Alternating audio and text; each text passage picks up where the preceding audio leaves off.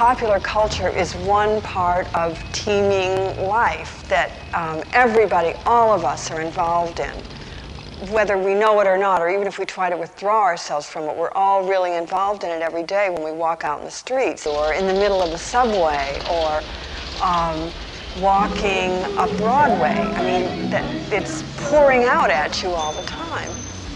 I've always been interested in certain parameters of life that are considered not on the highest level. The last several years, my fiance has been a porn star.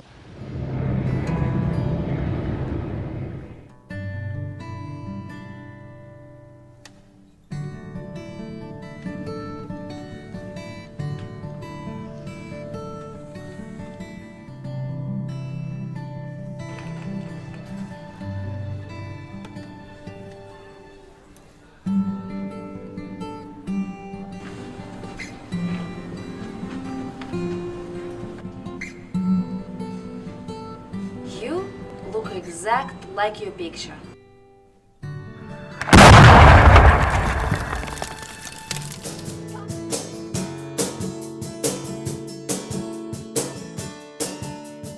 I love kissing, which is actually kind of funny because I used to be a really, really crappy kisser, like really wet and gross and like bitey.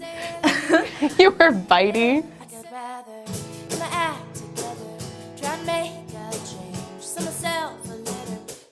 Invariably, when you have your first kiss with someone, it's going to suck. The first kiss could be possibly the best kiss because it's the first time that you're with somebody. I wish I could go into a room and write, 30 really good new poems and just read those and make it all fresh. But, then I think, like, the Coasters never got tired of singing Charlie Brown, and Judy Garland never said, I'm not going to do that Rainbow song again. I'm going to do something new that I wrote in my hotel room.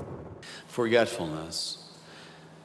The name of the author is the first to go, followed obediently by the title, the plot, the heartbreaking conclusion, the entire novel, which suddenly becomes one you have never read, never even heard of. It was at the end of the whole day's work, about 2 or 3 in the morning, the collection. I had to take the train to go to the boat around 8 o'clock or something. It was all packed up to leave Paris. And suddenly it brought in this corset. And I was very sad, leaving Paris and feeling the war is going to come. And there was a leftover shelf and all that, and I said, well, put the girl up there. So and we talked about leaving, and the girl was crying and all that. And then I undid her corset a little bit, with the strings out. And that's the picture, because it was a farewell to France. You read that exactly like on a very sunny day, and the yellow accentuates the contrast. So you go on to read the colors, mainly the green, and you see the density, the precision of everything. And in the night also, every light is like sparkles. It's very strong. Here you have also an effect of lighting through the. If you have vertigo, you don't go. If you have confidence in the architect, you go. No, I am inspired by the color of spectacles. Yes, of ski spectacles. Yes, because this effect is also very optimistic, also very, very dynamic. So.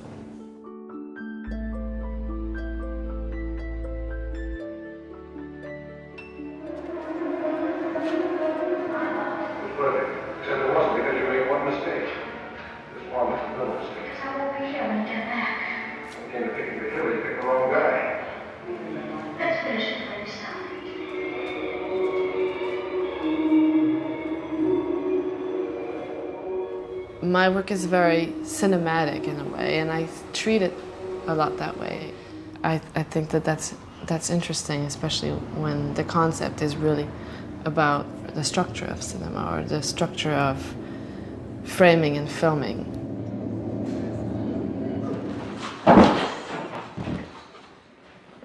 Go. We begin every move by exploding the muscle groups, and that's why we call the technique itself pop action.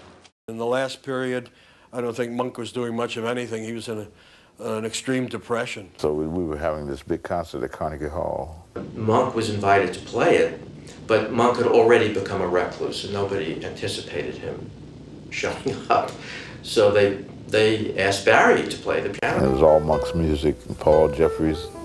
We had strings and everything and big arrangements, and I'd gone to rehearsal after rehearsal. 2 minutes before the curtain went up, we're all sitting in our seats, all 11 of us, and Barry is waiting to be introduced, and Monk just came out of nowhere, walked right by him onto the stage, played 2 hours. It was unbelievable. But he played the gig. It was nice too. He played good too. When I was 10 years old, my father brought me to the Diane Arbus retrospective at the Museum of Modern Art in 1972. We're getting that light in there. That was like an awakening to me. You know, that was a moment of transformation. Keep your look a little bit. Keep your body. Yeah, that's it. Okay, now let's try wonder. Okay, that's nice. I like that quite a bit. Fog it up. Position and hold.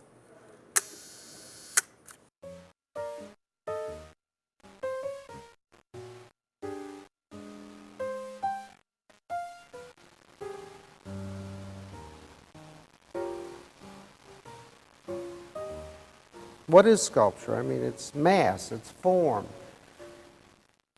You know, can form mean something? What about meaning in form? What does the form mean? Is form a viable means of communication?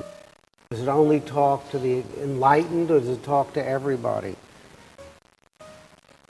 And I think if there's a powerful enough experience behind the form, that there is some commonality of meaning.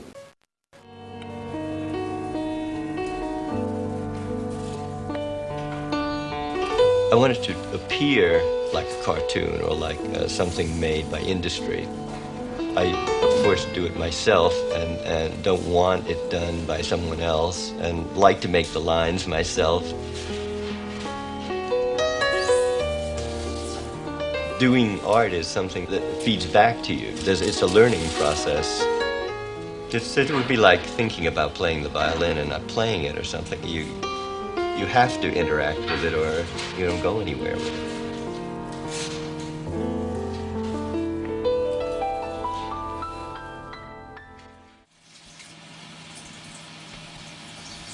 Technical prowess, I know as much as I need to know and no more. I'm interested in seeing the thing. I could tell you how a view camera works. I could probably explain it to you, but I only know that from experience. I knew nothing about it before I bought one. I had some wild concept that you could change space, which you can, but once I bought the view camera, everything else was just eyeballing it.